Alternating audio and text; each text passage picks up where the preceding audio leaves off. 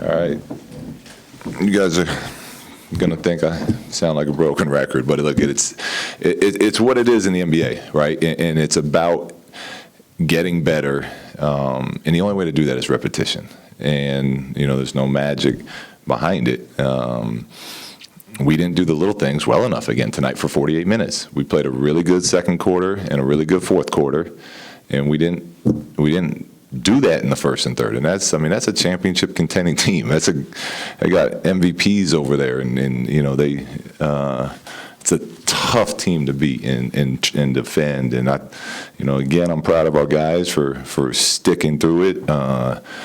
And really fighting it out and giving ourselves a chance again in the fourth. That's what you ask for in this league, is a chance, come fourth quarter time. And I thought they really showed a lot of heart again.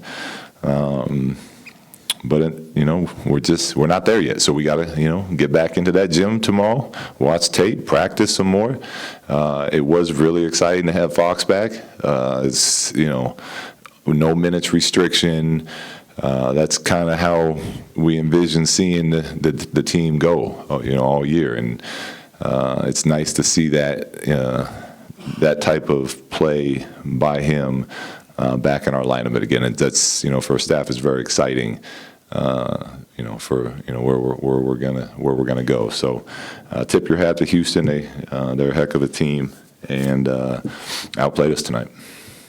Katie Hunter, Kings TV. Luke, I know in the beginning of the season that you talked about deliberately slowing the pace of the game down because you wanted to try and make them a more fundamentally sound half-court team. Then you lose De'Aaron Fox 9 games in, and you've had him back for 4.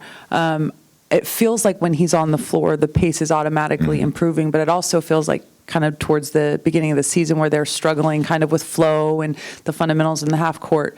You feel like you're kind of back to the beginning with that, and you want to speed it up at some point? Yeah, I wouldn't say we're back to the beginning, right? But it's about our team learning how to execute in the half court. It's about realizing that being able to get defensive stops and execute game plans is what wins you games and definitely leads to winning once you get into the playoffs.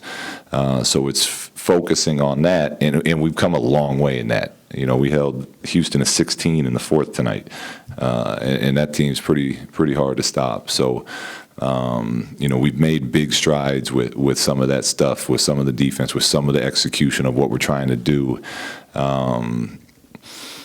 But 30 games in, we've had our whole roster for one game. The first game of the season. So it's mixing that back in. Pace is important. I think the game should be played fast. We have things we have to get good at before that becomes our top priority. But now that Fox and Marvin are back, two of the faster players on our team and in the league, then yes, we're going to start pushing pace again. But we have to continue to realize our defense execution and execution in the half court is important to us. You sat Buddy the whole fourth quarter. Do you feel that eventually pace will help kind of get him easier looks and that type of thing, that's affected him a little bit as well? Yeah, pace will be good to get Buddy some more looks. And I didn't sit Buddy as punishment. I played the guys that were, that had it going and got us. They earned that right to finish the game, and we got within striking distance. So it wasn't a punishment at all. It was more, look, we're a team. We're trying to win out here. If these guys are going, then we're gonna keep rolling with them and see if they can't get it done. Luke, Sean Cunningham, ABC 10, just following up a little on that with Buddy. Is he kind of in his own head a little bit right now? I think I don't know. You got to ask Buddy that. Buddy's a confident young man, and he works very hard. So I don't know about all that. Like I said before, we got to keep doing a better job as a coaching staff to find a way to get him good rhythm looks, and he'll continue to work. And then tonight, obviously not having Bogdanovich. I mean, is this come at and I guess never an opportune time or anything like that, but when you're trying to work, Bagley and even De'Aaron back in, not having someone like Bogey, how hard is that to work them in and try to keep things going with him being the kind of that playmaker that he's been able to be? Yeah, we miss him, but we miss all our guys when they're out.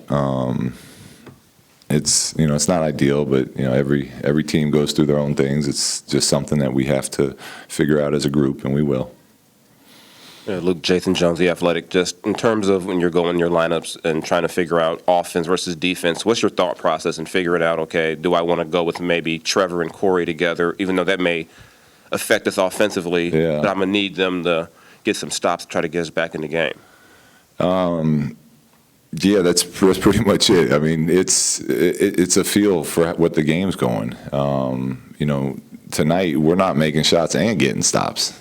So if we're not making shots, we might as well go with a lineup defensively that I know they're going to give everything they have, and they're going to make defensive plays, and they're going to use their experience to get stops for us, and then we can try to build a rhythm and momentum from that end.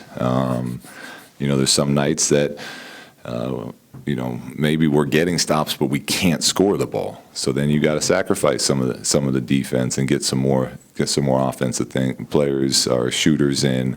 But Corey and Trevor are very capable of making shots as well. But it's more of just a feel on how the game's going and what we need in that moment.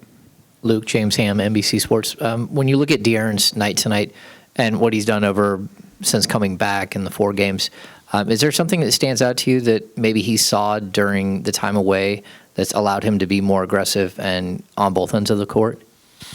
Well, I think,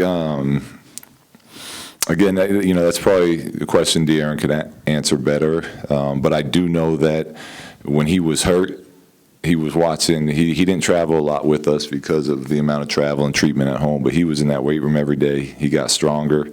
He was watching all the games.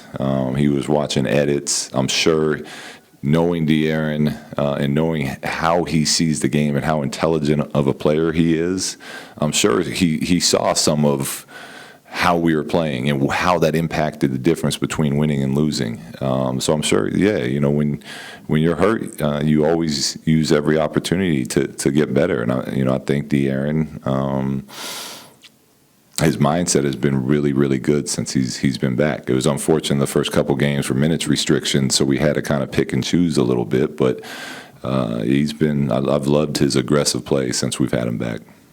Matt George, Sports 1140 KHTK. Unfortunately, Richaun Holmes got into some foul trouble early, but first time we're seeing the starting lineup of him and Marvin Bagley together. In the limited time that they got, both at the first quarter and in the second half, were you pleased with what you saw out of that lineup, the two of them working together? Yeah, it ended too shortly. I'll go watch the tape and pick it apart. I know we didn't score the ball to start the game, but I feel like we had some good looks that just didn't go in. So, that's something that we'll take a closer look at, first half and second half and see what it looked like. But, it's one game too. It's small sample size. Luke, Jason Anderson, Sacramento Bee. Is that a lineup you think you might stick with for a little while to see how that goes, or was that just purely based on matchups for tonight? Yeah, well, we knew we were going to play, a zone against them tonight and try to take Westbrook and Harden out a little bit, so we knew how important rebounding would be. Marvin and Richaun being our 2 best rebounders, but